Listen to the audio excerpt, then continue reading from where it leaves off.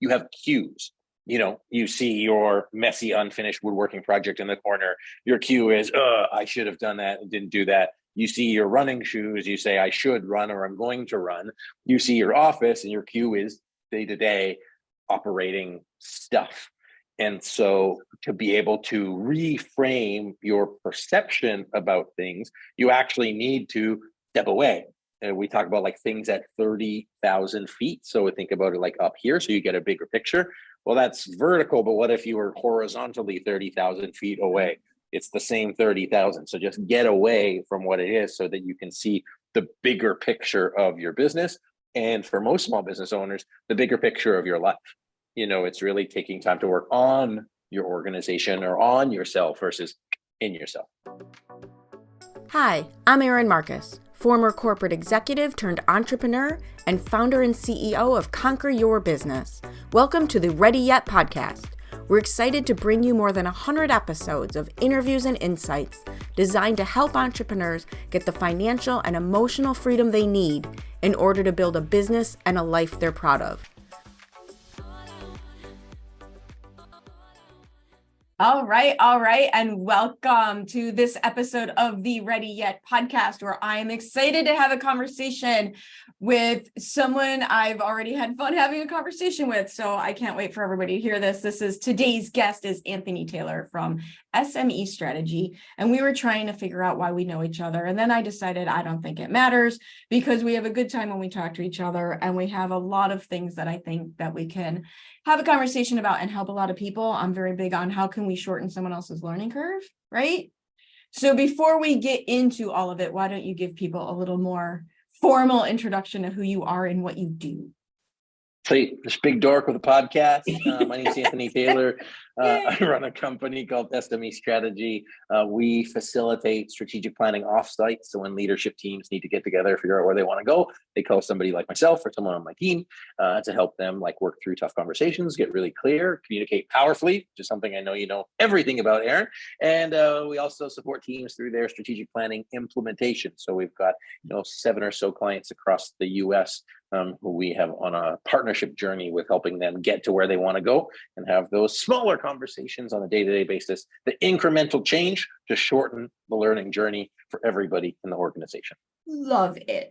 Okay, so where do we start? So I am going to grab onto something that I try to do. I don't do it enough. But I love one of the things that you said about getting out of where they're at in order to do strategic thinking, right? Get out of the office, get out of your usual location. And for the small business owners, I know one of the things that I scream from the rooftops is being a CEO is a thinking job, not a doing job. What are you doing on a daily, a weekly, a monthly, a quarterly, an annual basis? Strategic thinking. But talk a little bit about the benefit of changing your physical environment when you're working on that type of thing. Okay. You are your habits, and you're like psychologically. So we deal with a lot of psychological performance. You have cues. You see your messy, unfinished woodworking project in the corner. Your cue is, I should have done that and didn't do that. You see your running shoes. You say, I should run or I'm going to run. You see your office and your cue is day-to-day operating stuff. And so to be able to reframe your perception about things, you actually need to step away. And we talk about like things at 30,000 feet. So we think about it like up here, so you get a bigger picture.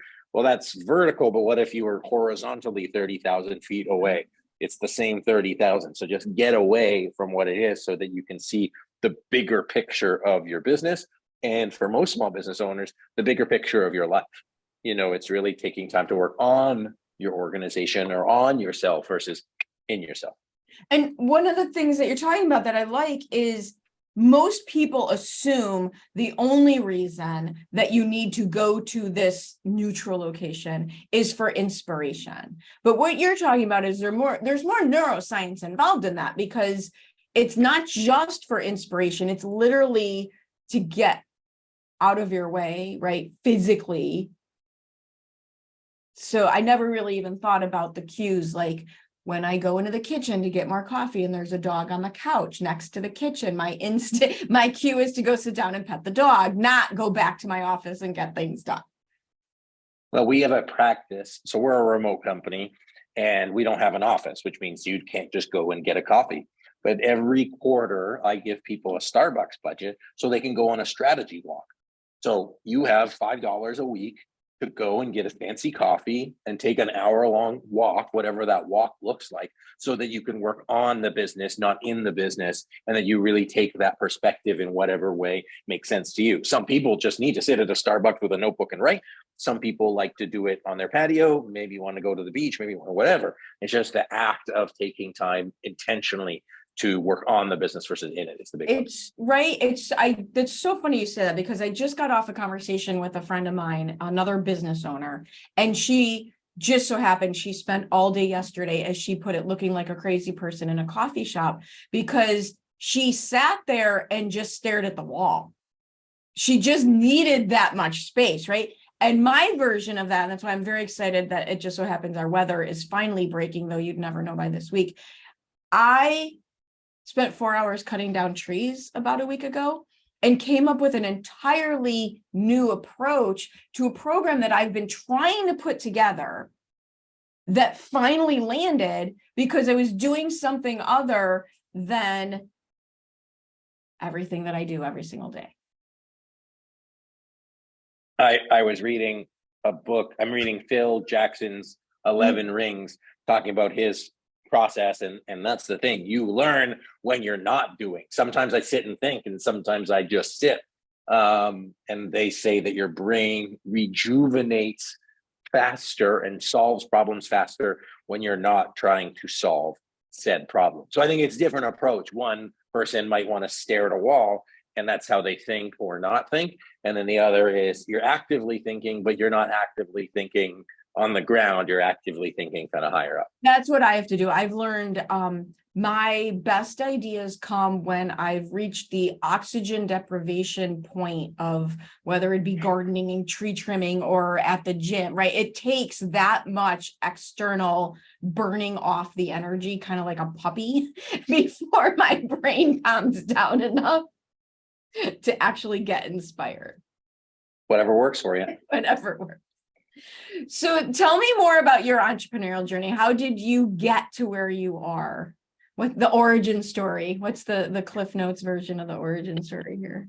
I fell into a vat of acid, and I was put there by a leadership team that was not aligned. And then I forever swore to make sure that there would never be an unaligned leadership team ever again. I have always been entrepreneurial. I used to sell lemonade at like a bus stop and like Kool-Aid and like that kind of stuff. Always had a job, had a real estate, so gave newspapers, put on rock concerts, ESL school. Anyways, and so I was doing like marketing plans. I like business, and I kind of had two kind of parallel tracks. One of them was I was involved on the board of a nonprofit, two nonprofits at the same time, and it was like herding cats. There was a lot of people that were very well intentioned, but they were super disorganized. And so I found strategic planning to kind of like help with that. And on one of the board retreats, we had somebody do it for us. And I was like, hey, I can do that. That's kind of cool. I know how to do that. Yeah, like why not? I'm a waiter by trade, by the way, so don't tell anybody. And the other one was I was running a couple of different businesses. I had a business partner, and he ripped me off for about $100,000. Oh. And so he's the evil super villain.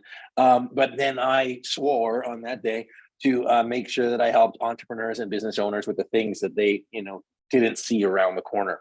And so those kind of two paths converged to, doing strategic planning, facilitation, help people not only see what's, going around the corner, but helping them work through it as a team. And those two things are really kind of ideal fit for where I'm at. And since then, I facilitated, I was just in my 18th state of doing strategic planning, let alone virtual stuff.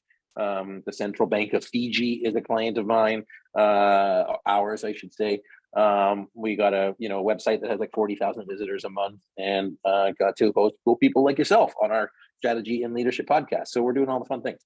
So what are you seeing? Like, let's give some people some tactical information. I am of the mindset that in the last 6 months, especially, if you look at the economy, if you look at the politics, if you look at the marketplace, things have shifted.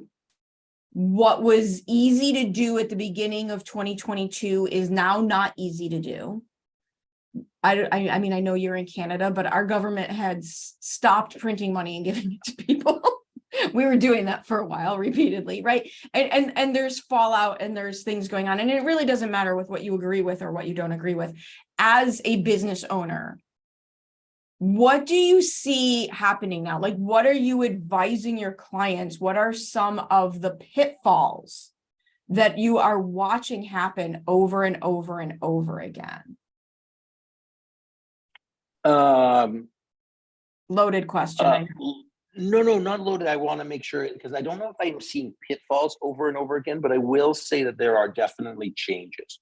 So kind of the premise is that what worked before may not work again. And so you think of, let's look at 3 years ago, because that's kind of a general, like, good timeline for most people, is that the way business is done historically, call it in person, it had all of these constraints, all of these reasons why something wouldn't work. Those reasons are gone. You can do a DocuSend, you can be on Zoom, you can have all of those things. So that's changed, and it's not only changed how people do business, it's their mindset around what is possible in doing business. The other thing that's changed, in my opinion, is both how people buy and the mind of the consumer in terms of how they're making decisions. At the same time, going to we stopped printing money for whatever reason, interest rates have gone up, economies generally have tightened, CFOs have kind of more power. You're probably getting 10 or 20 or 30 LinkedIn messages or email from somebody who's going to do B2B outreach, and cold calls don't work. I mean, they might work for some people, but generally you have the same people pushing the same shit all the time. And it's just like the mental bandwidth for anybody to focus has decreased. And if you talk about this past 6 months, bank has collapsed, global warming, let's say something's happening there, chat GPT, interest rates have gone up to 4%. All of these things are not necessarily creating a bad change, but they are creating a change that if you were doing certain things before, there's more people doing more stuff in a tighter environment. It's having to make you even more competitive and niche. And if you're not doing that, they're going to get your lunch eaten. And it's happened to us a little bit, is that more people came into our space and we say, shit, what are we going to do about it? By the way, sorry, I don't know if I can swear on your podcast, but there we go. Have you met me? Yeah. I totally agree with you on, like, in some of the ways that I describe it. There's low barriers to entry in the marketplace. And you've got Instagram convincing everybody can be an instant millionaire. All you need to do is be an entrepreneur, right? And so this noisy marketplace. And how do you simultaneously stand out in your space, break through the noise, right? And do the things you need to do. And the old person in me, because I forgot what we said, but I think I might have a couple of years on you, but the older person in me is loving the fact that what separates us from our competition now are the relationships that we can build with other people.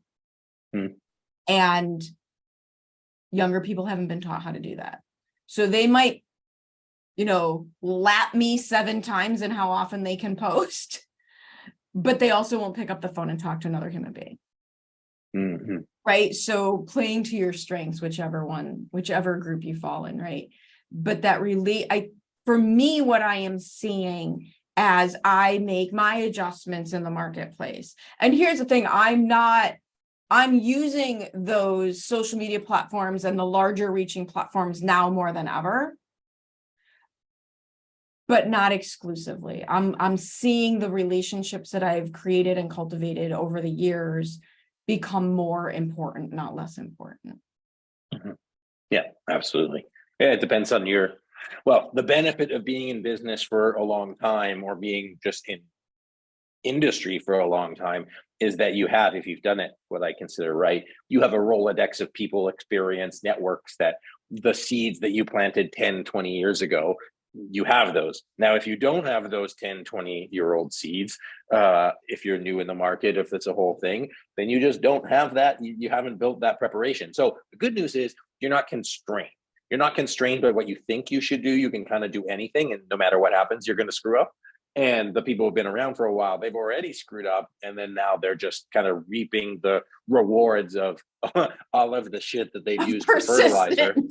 Of the horrible persistence. Love what you're learning here and interested in more?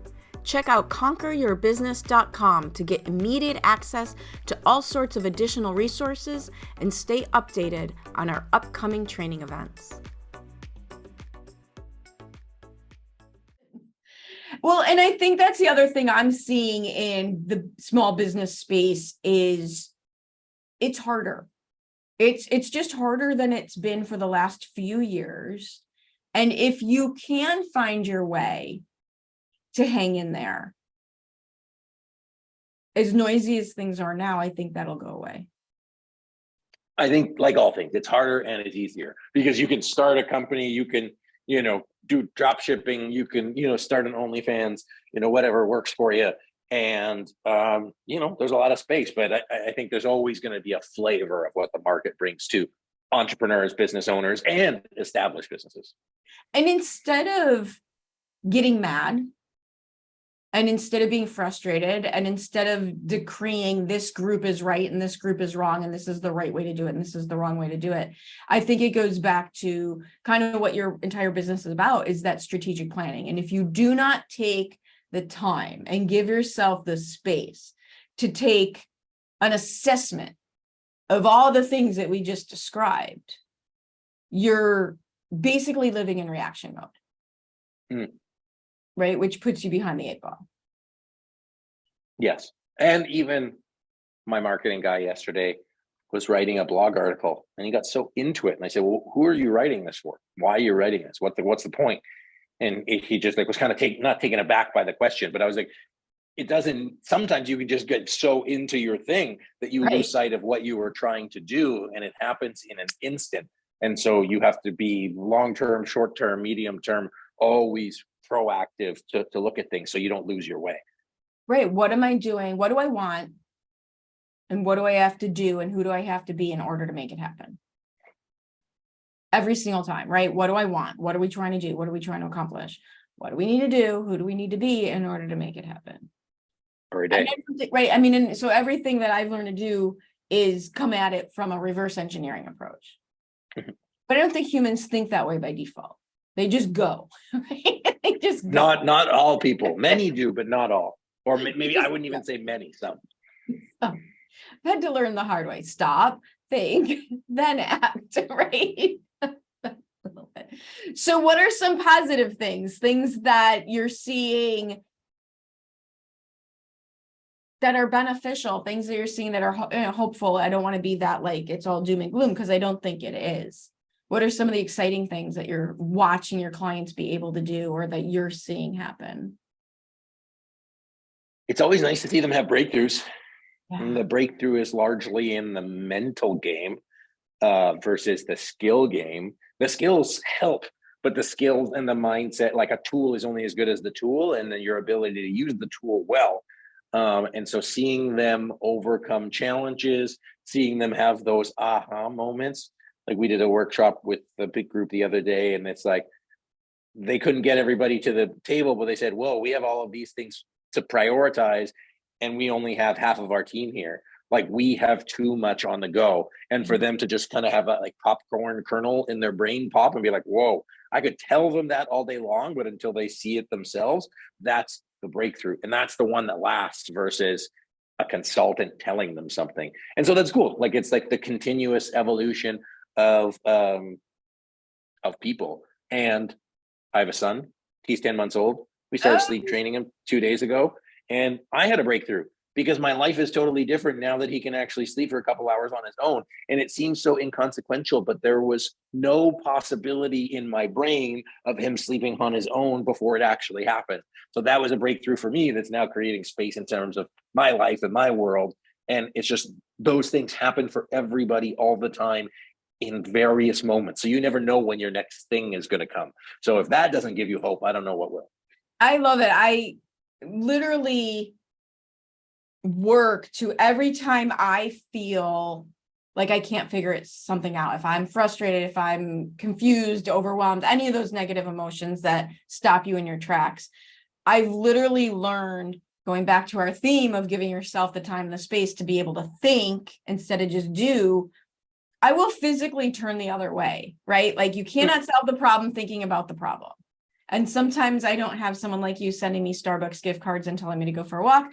So I'm stuck here in my room, but maybe we can rectify that. So I will literally physically turn in a different direction where I'm like, okay, I know, right? Because I've learned I can't solve the problem obsessing over the problem because my brain is going problem. So I'll literally turn in my chair and go, okay, in a world of infinite possibilities, right? In a world of infinite possibilities, how could I, and then, fill in the blank. Love it.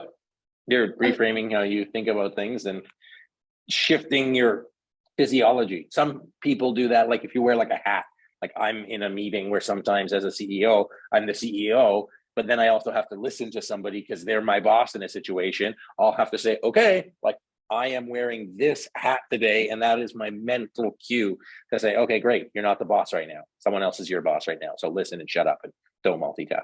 Well, and a lot of what you're describing is being intentional, right? Instead of just not perfect. Right, but being intentional, thinking and then acting, being intentional. What do I want? How do I do it? Not just letting things happen around you and reacting to them. We talk about outcomes focus versus activity focus. Yeah. People resist it in our strategic planning process because the way we do things, and we say, what are the goals and what are the actions? But human beings are wired to do a bunch of stuff and then see if it accomplishes that. So to your reverse engineering point, people hate it, but it's the most effective way to do it because you have to be clear about how much of a thing you're going to do. If I want to gain 20 pounds, then I have to figure out how much chocolate I need to eat. If I only want to gain 4 pounds, I have I'm to going to figure that chocolate. out. That just happens. Yeah. I have to figure out how to stop that from happening. Well, you reverse it and you do it backwards, then it's a lot easier. That's a given. That one's easy, right? That one's easy. So let's do some more work to shorten people's learning curves. What have you done that has so screwed everything up that if we just tell people, hey, don't do what I did, you'll already be ahead of the game? Oh man, I've built so many. I wrote a book on I Wish I Knew. It's the things I learned the hard way, so you don't have to. So if you feel like reading a book that I wrote some time ago, it's still pretty good. But I just kept building stuff that people didn't want. And I just lost sight of the customer in my design journey. And I was like, cool, I'm going to build this, but no one ever said they wanted it versus and I still do it, but going out and validating, saying hey, do you want this? Will you pay money for it? How much money will you pay? Will you pay me $20 right now when it's normally $200? If they pay you some money, that's a good indication. If they pay you no money, then they don't want it. I see that over and over and over again. And I see that. I call it people create in a bubble, right? They create in a bubble based on what they feel like doing, which that's a hobby. Great. Go create things, but it's hard to earn a living that way. Yep. It's a business. If you want to make a business out of something, it's got to be a business and you've got enough money to do it, or you need enough income to support it. The other thing that I think people screw up is they think about themselves more than they think of the other person. So think about you versus think about your customer. What does your customer want? What do they need versus what do you want to give them? And I think if you focus on your customer first, you'll have a faster journey towards successful either entrepreneurship or business growth. And the beautiful thing, if you don't know the answer, just go ask people. To me, that's the most obvious answer to that question in the world, and we don't do it. When I say that to people, they give me this shocked look. I'm like, there's no shortage of people who would be more than happy to give you their opinion on things, right? Yes, but the scary part is building up the nerves to actually ask them and look dumb. And I think Oh that's my the God, biggest it's thing that people brutal. don't want to look dumb. Yes. And so we get very clever with our phrasing. Hey, I have this idea. I'd love you to shoot holes in it. Can I have a conversation? Like, set it up, right? Don't ignore the elephant, ride the elephant, right? Don't ignore the elephant, ride the elephant. How I know this is going to be uncomfortable for me. I know this is going to suck. How can I just get ahead of that? Well, if everybody had that attitude, we'd see a lot more cool things happening in the world. But yes, it's one of the things that we see all the time with teams. So if you're a leader leading teams, is like uncomfortable conversations. We like joke about Midwest nice is that you don't want to cause conflict, but conflict is not, it's Minnesota nice, really. But since you're in the Midwest, yes, I say that all the time for my clients with sales. Well, here in the Midwest, you're so busy being nice, not wanting to bother them by asking them if they want to work with you. And they're being nice, not wanting to bother you by asking you to help them. And so everybody's very nice and no one has any help and nothing's getting done. So I had this conversation today, and they said, shoot or shoot, which is a sports analogy, is in, like if you're going to score, you have to shoot, and you can't score without shooting. But here's the rub, is that in your brain, you think that asking somebody to buy something is bad, or your brain has it that selling is bad. You're not actually selling. So if you think of an experience where you went somewhere and the salesperson was extremely helpful, and they helped you with your decision to buy something, they made your life easier. So if you're selling something shitty, then yes, you should feel shitty. Problem, right? But if you have something of value, then you're actually doing someone a disservice by not asking them to buy it, because you're withholding the ability for them to get your product, get your service, and get the outcome. So like you're being cheap if you're not asking them to buy, because the value is not in you asking, the value is in you delivering. So don't gatekeep the delivery. Make sure that you're allowing people to access the benefit of what you're doing for them. 100%. And I know that's a big hurdle for a lot of people to get over, because we can say it and we can consciously think it, we can academically understand it, but our subconscious is going, no, they might think I'm mean, or they might think I'm rude, or they might think I'm bad. But I totally agree with you. If you have the solution and you don't offer it, that's not very nice. Well, it's your fault that they are unsuccessful. What is that? Isn't that, which one is it? I always screw this up. It's either Spider-Man or Superman. If you can do the things that I can do and you don't do them, then the bad things that happen because of it are your fault. Oh, interesting. Yes, but I can't remember. It's either Superman or Spider-Man. I cannot remember what it is. Spider-Man, with great power comes great responsibility. Right. See, origin story. You got to stick with the theme. Stick with the theme. Awesome. All right. If people want to continue this conversation with you, and I highly recommend that they do, what is the best way for people to reach out to you? You can search Anthony C. Taylor on LinkedIn. I'm pretty much Anthony C. Taylor on everywhere. SMEstrategy.net if you want strategic planning. Some people call it SME strategy, if that floats your boat, for strategic planning. And then you can check out my podcast with Erin Marcus, the Strategy in Leadership podcast, something Erin Marcus, as in something dash or space or whatever. That'll come up. And if you want to continue this banter, then please listen to Erin's side of the story. And you can absolutely find pretty much everything Anthony through everything Erin, because we're all connected on all the things. So thank you for joining me, giving your insight, giving your ideas, giving your honesty. I think there's a lot of people looking for ways to do things right now. And I love the fact that your approach is my approach. It's all possible. We just have to figure it out. Absolutely. The last thing I'll share is, if you don't know where you're going, how will you ever get there? So focus on where you want to go and what does success look like. And then, as Erin says, just work backwards, and you'll get there a lot faster than trying to move forward to the infinite spaces in front of you. Right. Oh my God. Absolutely. Thank you. This is awesome. It's my pleasure. Thanks for having me.